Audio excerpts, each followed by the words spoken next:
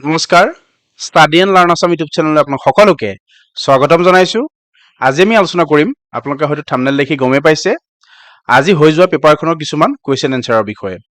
Already আমি প্লেটফৰ্মবিলাকত দেখিছোঁ, বিভিন্ন ধৰণৰ প্লেটফৰ্মত আজিৰ যিবিলাক কুৱেশ্যন এনচাৰ পৰীক্ষাত আহিছিল সমূহ কুৱেশ্যন এনচাৰ ডিছকাশ্যন কৰা হৈ গৈছে অলৰেডি। কিন্তু আমি এই ভিডিঅ'টো ডিছকাছ কৰিম আমি কিবিলাক ছাবজেক্ট আপোনালোকক বাছি দিছিলোঁ আৰু কিবিলাক ছাবজেক্টৰ পৰা কুৱেশ্যনবিলাক আহিলে বা আমাৰ ইউটিউব চেনেলৰ পৰা কিমানখিনি কুৱেশ্যন আজিৰ পৰীক্ষাটোত কমন কৰিলে। মই লাইভ প্ৰুফৰ সৈতে আপোনালোকক দেখাবলৈ চেষ্টা কৰিম। মই এইটো নকওঁ যে আমাৰ পৰাই সকলোখিনি কুৱেশ্যন আহিছিল, খুব কম দিন পাইছিলোঁ আপোনালোকক। আমি এডিআৰিৰ বাবে এটা ছিৰিজ ষ্টাৰ্ট কৰিছিলোঁ, তাতে 12টা ভিডিঅ' দিছিলোঁ। সেইখিনি ভিডিঅ'ৰ পৰাই আপোনালোকে পঢ়িলে আহিব বুলি মই কোনোদিন কৰা নাছিলোঁ, বেলেগো পঢ়িব লাগিব। তাৰ ভিতৰতেনো কিমান কুৱেশ্যন কমন পৰিলে আমি আজি আলোচনা কৰিম এই ভিডিঅ'টোৰ জৰিয়তে। লগতে আমি আগত প্ৰস্তুত কৰা ভিডিঅ'ৰ পৰা কিমানখিনি কুৱেশ্যন আহিলে সেইখিনিও ডিছকাছ কৰিম। লগতে আপোনালোকে এটা কমেণ্ট কৰিব, আপোনালোকে আজিৰ পৰীক্ষাটো কেনেকুৱা হ'ল, আজিৰ পৰীক্ষাটোত আপোনালোকে কিমান মাৰ্ক স্ক'ৰ কৰিব পাৰিব, সেইখিনি বিষয়ে আপোনালোকে কমেণ্ট কৰি আমাক জনাব। প্ৰথমতে আমি চাই ল'ম, আমি ডিছকাছ কৰিছিলোঁ, প্ৰথমতে আপোনালোকক কৈছিলোঁ মই ছেবাৰ ক্লাছ 10ৰ ছ'চিয়েল ষ্টাডিৰ আপোনালোকে বুকখন ফ'ল' কৰক।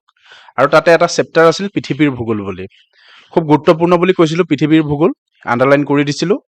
আৰু এই পৰ্চনটো পাই, অৰ্থাৎ এই চেপ্টাৰটো পাই বহুখিনি কুৱেশ্যন অহা দেখা গৈছিল আজি। আপোনালোকে হয়তো দেখিছেই, তাৰ ভিতৰত আপোনালোকে যদি চাই, মই দুটামান কুৱেশ্যন আপোনালোকক মই কৈ দিব পাৰোঁ।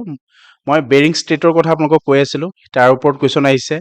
গ্ৰীণলেণ্ডৰ বিষয়ে মই ডিছকাছ কৰিছিলোঁ ভিডিঅ'সমূহত, গ্ৰীণলেণ্ডৰ বিষয়ে আহিছে। আৰু লগতে আপোনালোকক মই টেক্সট বুকখন মই হোৱাটছআপ গ্ৰুপত দিছিলোঁ। আৰু তাতে আপোনালোকে যদি খুব খৰচি মাৰি কিতাপখন পঢ়িছে, তাতে আপোনালোকে গম পাব, তাতে কিছুমান কুৱেশ্যন এনেদৰে আছিল বা টপিক এনেদৰে আছিল। আপোনালোকে যিহেতু আজি পৰীক্ষা দিছে, পৰীক্ষাৰ পৰা আপোনালোকে হয়তো গমেই পাইছে, তাতে আছিল ধৰি লওক চুনামি কেনেকৈ হয় বা আগ্নেয়গিৰ উদগীৰণ কেনেকৈ হয়, সেই বিষয়ে তাতে বিশদভাৱে উল্লেখ আছে। আৰু যদি আপোনালোকে সেই কিতাপখন পঢ়িছিল, তাৰ পৰা যথেষ্ট কুৱেশ্যন আহিছিল বা এই চেপ্টাৰৰ পৰা যথেষ্ট কুৱেশ্যন আহিছিল। আপোনালোকে কমেণ্ট কৰি জনাব, আপোনালোকে সেই চেপ্টাৰটো পঢ়িছিল নে আৰু আপোনালোকৰ সেই কুৱেশ্যনখিনি কমন পৰিছিল নাই। লগতে দুটামান কুৱেশ্যন মই আপোনালোকক জনাই দিছোঁ, ডাইৰেক্টলি আমাৰ চেনেলৰ পৰা আহিছিল বা আমি ডিছকাছন কৰা কুৱেশ্যনৰ পৰা আহিছিল। সেইকেইটা কেনেকুৱা আছিল আমি চাই ল'ম। পৰ্বতমালাৰ ওপৰত কুৱেশ্যন আহিছিল, আমি দিছিলোঁ ৱৰ্ল্ড জিঅ'গ্ৰাফীৰ ওপৰত পৰ্বতমালাৰ ওপৰত কুৱেশ্যন আহিছিল। এই কুৱেশ্যনটো আহিছে বুলি মই নকওঁ, মোক পঠাইছিল কুৱেশ্যনখিনি, কিন্তু অলপ মোৰ মিষ্টেক হৈ গৈছে, এনেকুৱা টাইপৰ কুৱেশ্যন অহা দেখা গৈছিল। তাৰপিছত চাম আমি বেদৰ ওপৰত এটা ভিডিঅ' প্ৰস্তুত কৰি উলিয়াইছিলোঁ, তাতে মই 4খন বেদৰ সম্পূৰ্ণ ডিটেইলছ দিছিলোঁ। আৰু তাতে মই কৈছিলোঁ সবাতোতকৈ পুৰণি বেদখন আছিল ঋগ বেদ।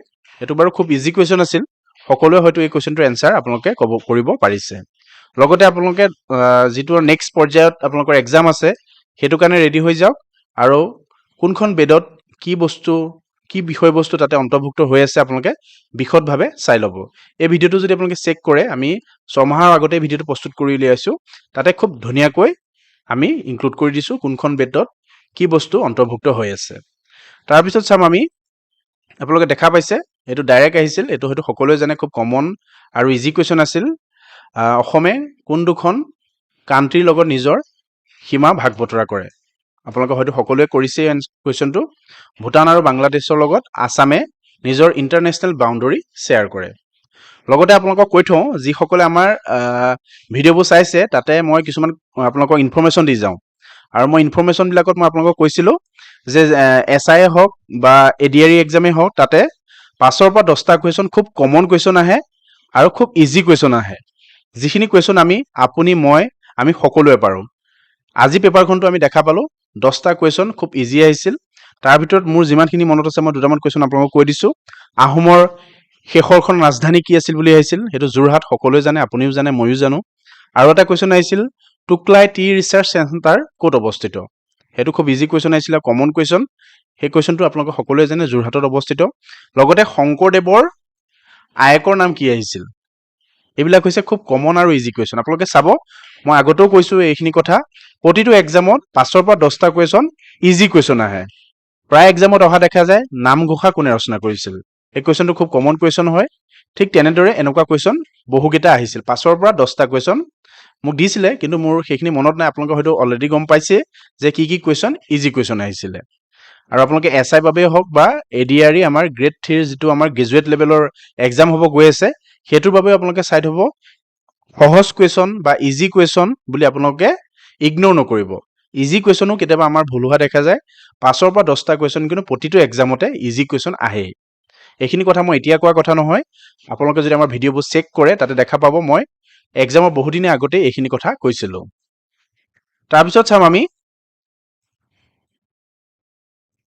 আপোনালোকে চাব মই এটা ছায়েন্স জিকে বুলি এটা ভিডিঅ' প্ৰস্তুত কৰি উলিয়াইছিলোঁ। তাতে মই খুব ধুনীয়াকৈ কৈছিলোঁ যে গ'ল্ডৰ ৰাসায়নিক চিহ্ন কি বা আমাৰ চিলভাৰৰ ৰাসায়নিক চিহ্ন কি। এই ভিডিঅ'টো হয়তো এতিয়া বৰ্তমান আমাৰ চেনেলত নাই, অকণমান খেলি মেলি হোৱাৰ বাবে এই ভিডিঅ'টো মই ডিলিট কৰি দিলোঁ। তথাপি আপোনালোকক মই স্ক্ৰীনশ্বটটো দেখাইছোঁ, ইয়াতে দেখা হৈছে আৰু মই তাতে কৈ দিছিলোঁ আপোনালোকে এই বস্তুখিনি খুব ভালদৰে চাব। ইয়াতে মই কৈছিলোঁ যে সোণৰ ৰাসায়নিক চিহ্ন কি। সোণৰ ৰাসায়নিক চিহ্ন হৈছে AU আৰু আমাৰ এক্সামত আজি আহিছিল যে ৰূপৰ ৰাসায়নিক চিহ্ন কি। আপোনালোকে হয়তো সকলোৱে লিখিছে ৰূপৰ ৰাসায়নিক চিহ্নটো হৈছে AG।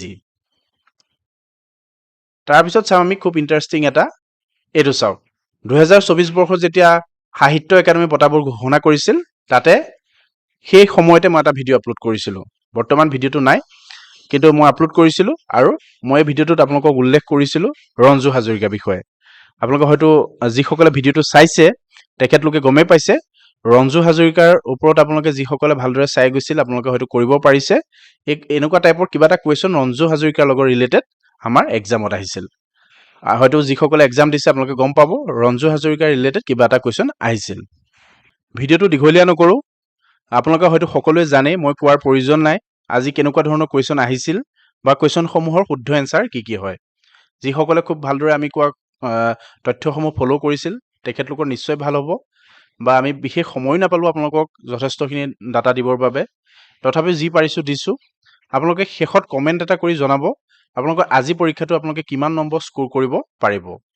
লগতে আপোনালোকে যিহেতু নেক্সট পৰ্যায়ৰ আকৌ আপোনাৰ গ্ৰেড 3ৰ এক্সাম এটা হ'ব, লগতে গ্ৰেড 4ৰ এটা এক্সাম আছে, তাৰ বাবে খুব ভালদৰে প্ৰিপেৰেশ্যন কৰক। আপোনালোকৰ সকলোৰে এক্সাম ভাল হওক। ধন্যবাদ।